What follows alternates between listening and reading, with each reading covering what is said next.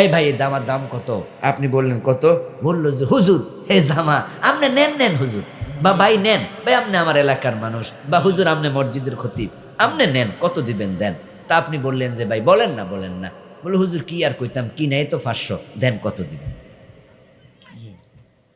তা আপনি আবার মনে মনে ভাবতেছেন যে কি করি, আচ্ছা 550। কো না হুজুর আপনি তো ব্যবসা করবো, আপনি 500ই দেন কেনাডা, আর আপনি একটু দোয়া করে দিয়ে।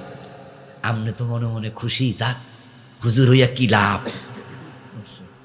হ্যাঁ, এমনি পাওয়া যায়, মানুষ ব্যবসা বাণিজ্য করে না, মানুষ আপনাকে ফ্রি দিয়া দিছে মোটামুটি মূল কেনা দামে, তা আপনি 500 টাকা দিয়া দোকান থেকে চলে যাচ্ছেন। উনি কইতেছে হুজুর দোয়া, কিন্তু আপনি কোন আল্লাহ বরকত দাও, দোয়া টোয়া করলেন।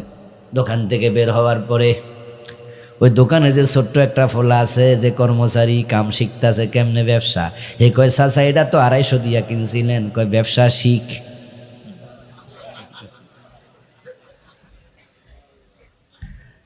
কইটা তো 250 টাকা কিনা, আমরা যে 500 করেন, এবারে ব্যবসা শিখবে না। কারণ হুজুরে যদি 500 না কইতাম হুজুর দিত নি, সোজা মানুষ তো বিশ্বাস করে লাইছে। তবে দেখিস আবার সবাই লোকে কোশ না, কিন্তু কিছু লোক আছে বুঝা লাইব এটা যে 500 না, কিন্তু হুজুর মানুষ তো বোঝে নাই, ভাবছে আমি খুব চালাক। আসলে কি চালাক নাকি ব্যাককল? ঠকাইলো না ঠকলো? নিজেকে ঠকাইলো। পুরো 250 টাকা হারাম হয়ে গেল, পুরো 250 হারাম বানিয়ে দিলাম। ইদা কাযাবাল আব্দু তাবাআদা আনহুল মালাকু মাইলান মিন নাতনি মা জাআ। প্রিয় নবীজি বলছেন, কেউ যখন মিথ্যা কথা বলে তখন তার মুখ থেকে এমন দুর্গন্ধ আসে যে দুর্গন্ধ শুধু সাতের রহমতের ফেরেশতা টের পায়। তাই রহমতের ফেরেশতা তার থেকে 1 মাইল দূরে চলে যায়। তাহলে যে দোকানদার সারাদিন মিছা কথা কয়, হে দোকানের অবস্থা কি?